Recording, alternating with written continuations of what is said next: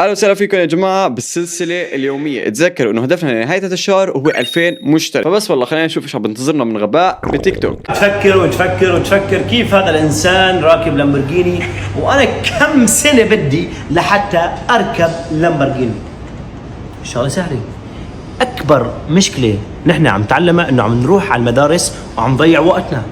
هذا الغباء عم ياخذوا جهدك ووقتك بالمدرسه لحتى يصنعوا منك انسان تافه.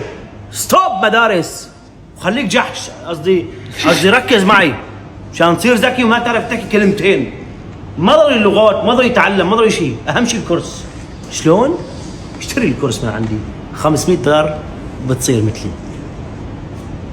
90% عم بيقلد أديب واعظ لأنه الكورس تبعه حقه بين 500 ل 1000، لأنه أغلب الناس آخر فترة عم بتسوي فيديوهات على نفس نمط أديب واعظ مكاوي على طريقة مسخرة يعني بالفيديوهات. أنا شخصيا ماني ضد المدرسة بتعلمك تعرف تقرأ وتكتب، مدرسة فيك تاخذ منها العلاقات، المدرسة يمكن ما بتعلمك المهارات يلي بعد ما تنحط في أرض الواقع. على فرض أنك درست هندسة معلوماتية ودرست الجامعة وخلصت الجامعة وبدك تتخرج وتخرجت، وبعد ما تخرجت ما لقيت شغل. المدرسة ما بتعلمك انك كيف تلاقي شغل، ما بتعلمك كيف تسوي لحالك ماركت، الشروط لحتى تتوظف. في قسم مهم بالمدرسة والجامعات مناقصينه، اذا اشتغلوا شوي على النظام التعليمي بصير احسن، بس ما انه ضد الموضوع 100%. بس من الاخير الخلاصة انه كل شخص لازم يروح على المدرسة، والمدرسة مهمة.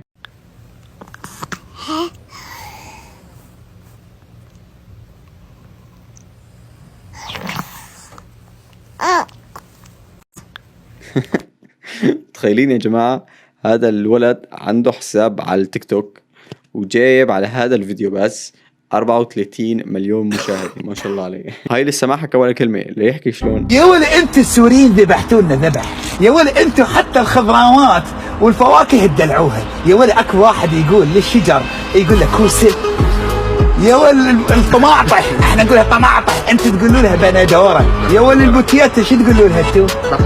بطاطا. لكن البرتقال شو تقولوا له؟ برتقان. الطياره شو تقولوا له؟ طياره. لا تديت ربكم لكم انتوا جذريه تصيحوا لها طنجره، يا ولد الطاوه تقولوا لها مقلاي. تحبوا السوريين مش قد احب. هذا صار يطلع لي بالاكسبلور اخر فتره. هلا الفيديوهات اللي شفتها في الاكسبلور انه عم بيفرق بين اللهجه العراقيه واللهجه السوريه، بس اول فيديوهات اللي شفتهم كان هيك الشاب يطلع لحاله هيك بامان الله بس صور هو بينه وبين الكاميرا. اما هلا جاب واحد سوري شخصيا لحتى يعمل فيديو، عم بتطور. العظيم اذا فزت فيها سفره محمول مكفول برا السعوديه. اوه زين. اي والله. انتوا اللي اختارها. الدولة اللي تختارها. كم؟ الشيء اللي بحبه بالسعوديين انه عندهم حماس لكل شيء. بحس اللعبة صعبة. طيب لا شيء بسيط. وش لازم افوز انا؟ ايوه من هذه الساعة لين الساعة 12 ما تهرج الا لبناني او شامي، انت حر.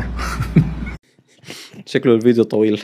اللي بعده وصل شريكه. تعال تفضل. تعرف تلعب طرنير؟ تعرف تلعب طرنير؟ طب تعال قوم جاب شريكه. لا ادخل يا عمي ادخل. انت تقول دم ما بدي تلعب. تعال ادخل عادي ادخل. تفضل.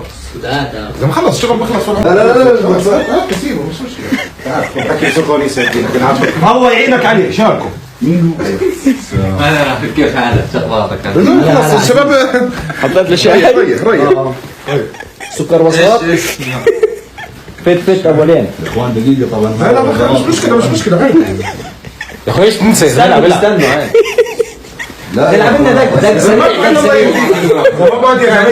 هلا ماني عرفان اذا الموضوع تمثيل ولا ما له تمثيل، بس لانه الكاميرا كانت في نص وجهه ولحد الان ما انتبه على الكاميرا ولا حتى طلع بزي عينه على الكاميرا، فاحتمال كبير انه يكون يعني شخص بيعرفوه ولابسينه انه اساسه زلمه بيوصل بيتزا او طلبات مدخلوه انه يلعب معهم. عادي يعني موضوع التمثيل بالفيديوهات عند العرب ماشي 100%. واحلى شيء انه في كتير ناس بتصدق هذا الموضوع انه يا اخي جد انه عم بيعملوا فيه مقلب وبس. والله يا جماعه لهون بكون خلص الفيديو، اتمنى انه تكونوا استمتعتوا بالمشاهده. فاذا انت مانك مشترك بالقناه اشترك الان لانه هدفنا لنهايه هذا الشهر هو 2000 مشترك وبس. والله يا جماعه كان معكم اندرو، بيس.